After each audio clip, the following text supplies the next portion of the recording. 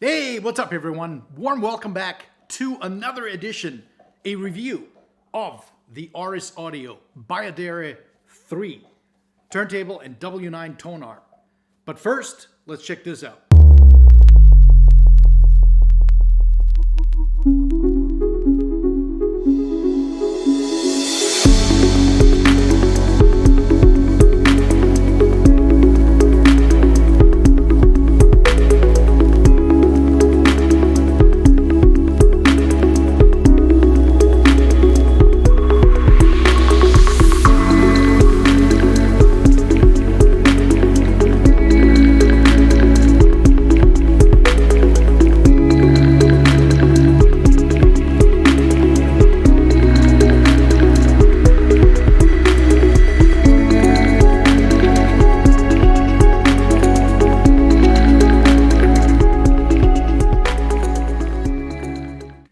Right off the bat, I'll tell you this. I probably have heard hundreds, literally hundreds of turntables over the last 30, 40 years that I've been in this hobby of mine with hi-fi.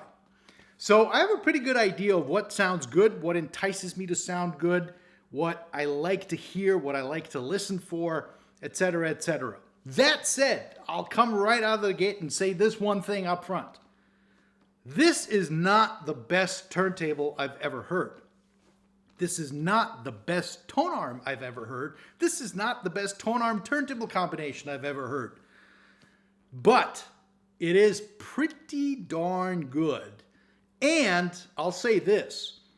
Outside of the fact that for the last couple of years, ever since Technics relaunched their famous 1200 series line of turntables, which I've been recommending left and right, this actually might be the first deck in that price range of around $4,000 to $5,000 with built-in tone arm that I'm going to start recommending to people that are not shy to give a try to a company like Auris Audio, who is pioneering a whole new genre and a whole new generation of decks in their portfolio.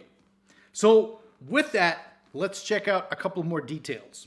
So here it is, the Bayadere 3 with W9 tone arm by Auris Audio, all made as you see it sit here in the lovely country of Serbia, former Yugoslavia, of course. And it's, I gotta tell you straight up, before getting into any of the details of the design and specs, it's a very, very well made turntable. The chamfered edges that you can see on the platter, on the plinth, absolutely gorgeous, very nicely done, super nice tolerances. So yeah, very well made deck for with arm, and as I have it sitting here, about $5,500.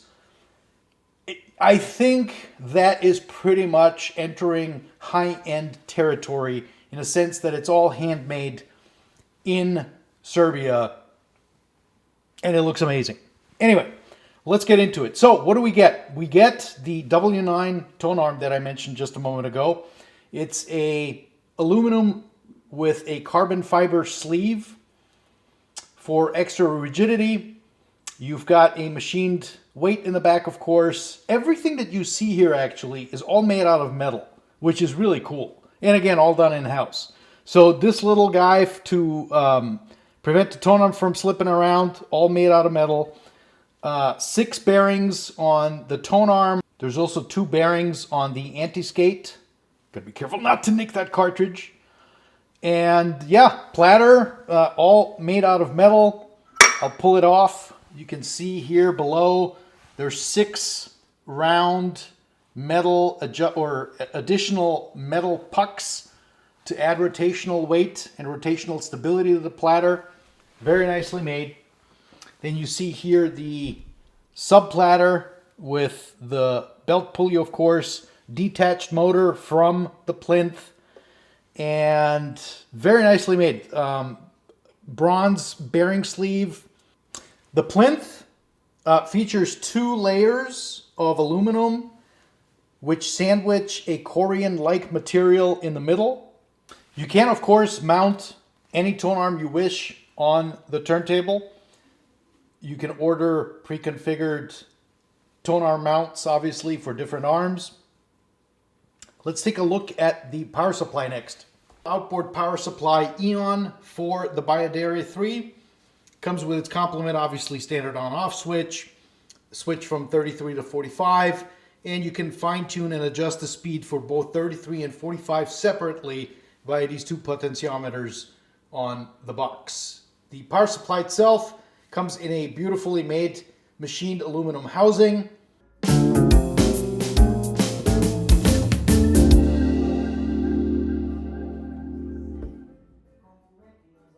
One other thing that I'm not going to really get too into in this video is all the pros and cons of turntables in general, right? Some will say, well, you know, it's got a carbon fiber sleeved aluminum arm. It should be all carbon fiber. Yeah, of course. You get 10 guys in a room and 10 guys will give you their opinion as to what they think something should be like and look like and sound like, right? The famous axiom is there are no solutions, there's only trade-offs. For all the details on turntable design in general, etc., why does this work this way? What is the difference between a linear tracking arm and a gimbaled arm, etc.? I'm going to be making an actual video that's going to take a kind of a deep dive into analog domain and figuring out what's what, right? But today, I'm really only going to focus on the one thing pardon me, that stands out on this turntable, should stand out on any turntable really, and that of course is the sound quality. So let's take a look at a couple of examples, what I was using to evaluate the Bayadere 3 and W9 tonearm. It's larger than life, it's got dynamic punch, it's not bright in a sense of perceiving, you know, the treble and the vocal and, you know, above like 4 or 5K and into the 10K and 15K range to be tilted up. It just has presence in that region. And I guess the best way that I can describe that is you feel like, you know, you crank up the volume on a good track, cut, whatever, and things just jump at you, right? I mean, you've got shove, you've got guts, you've got punch, dynamics. And so, generally speaking, the Bayadere 3 with the W9 arm plays things at speed. It's got volume. When I cue up, for example, something like Shirley,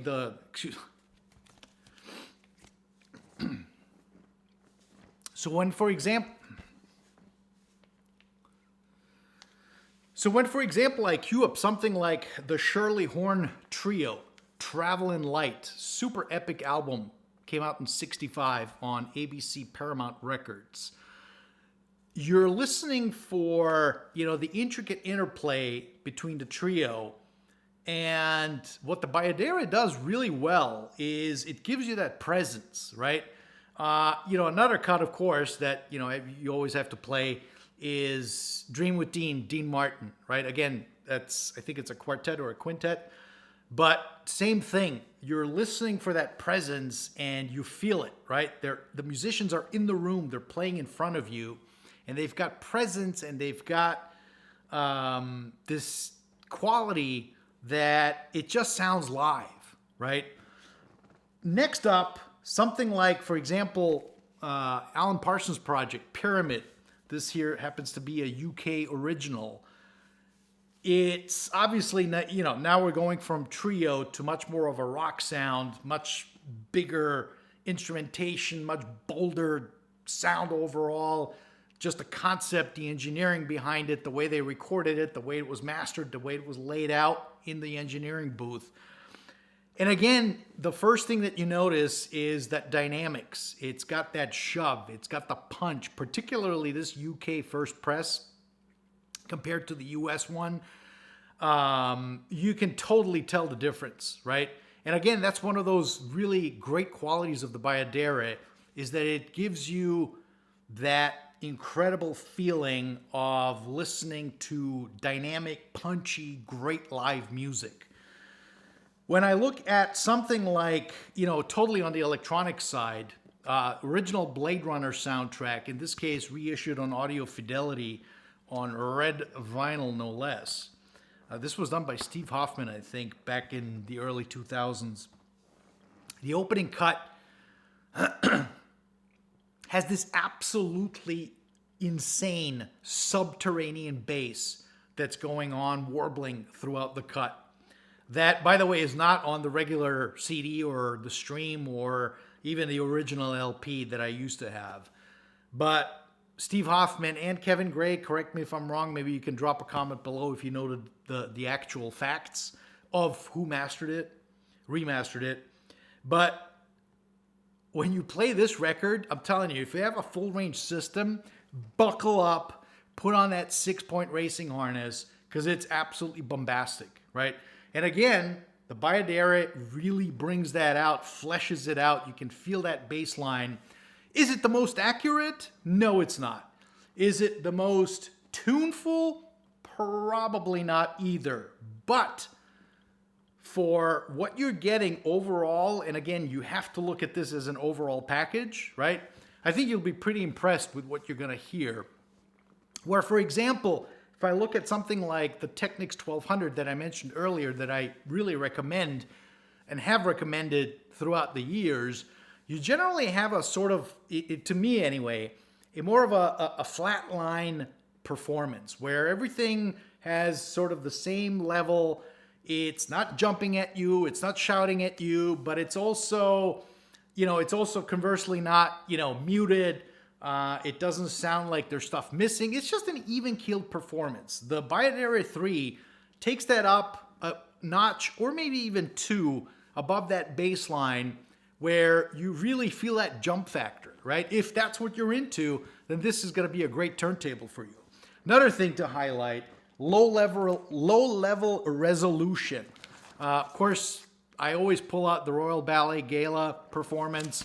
What am I talking about here outside of the phenomenal performance and orchestration and direction by Answer May? This was recorded about 50 yards, 100 yards from the underground in London. And so you hear this rumbling every couple of minutes. There's a train driving through, right? And, obviously the mics captured that and recorded it. And it's on the tape. And of course, given that this is obviously a full wideband reissue, you can totally hear that train rumble. In fact, I generally kind of put this on, whether it's a CD player or a DAC or what have you, or a turntable that I review, to listen to that. Can it bring that out? Can it flesh that out? Can it give, or does it just give you that, I can hear something there. Here again with the Bayadere, you can really feel that rumble and you can hear it. Right? Again, is it the most precise? No, it's not. But you get that feeling. I'd rather have it than have it be missing. That's just my opinion. Then finally, you look at 2 records that came in recently. One, Roger Waters' Dark Side of the Moon Redux. That's his reinterpretation of Dark Side of the Moon. And then, this brand new Boris Blank Resonance album that just came out. Electronic sound on the Boris Blank, obviously all done in Pro Tools, I'm assuming. But Boris Blank is such an incredible sound field designer, right? I mean, he's really painting these landscapes with sound that are just absolutely unbelievable. And through lesser turntables, you hear smearing, you hear, something's missing here, something's missing there. The mid-range is a bit more recessed.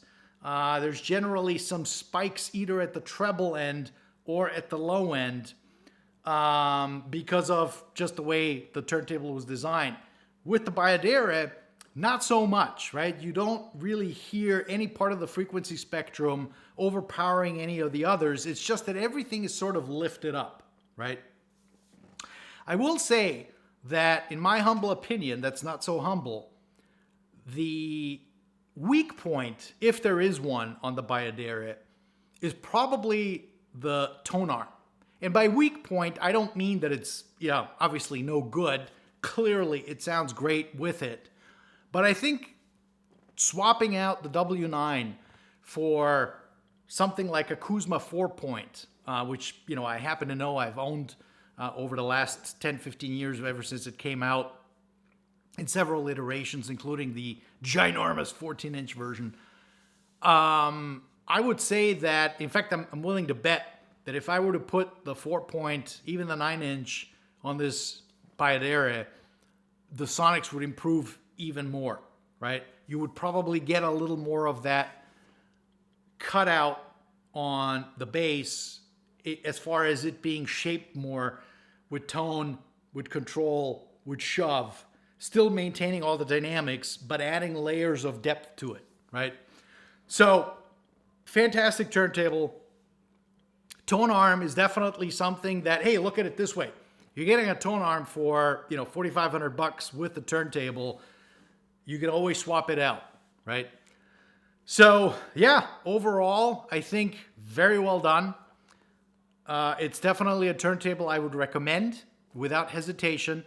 And it's now on my list of recommendations, as a matter of fact, next to the venerable Technics 1200 that I'm still continuing to recommend because I think it's just such a well-made turntable that's even-keeled and it'll play forever. I think one other benefit of the Bayadere, come to think of it, is that, as I said earlier, it gives you that feeling that it's really, it's in the high-end realm, right? Whereas the Technics, obviously, they're making thousands, tens of thousands of these a year. Clearly, Bayadere is not being made in the thousands, right? And so you have that when you look at the chamfered edges that I was pointing out earlier, it really feels special, right? So very well done.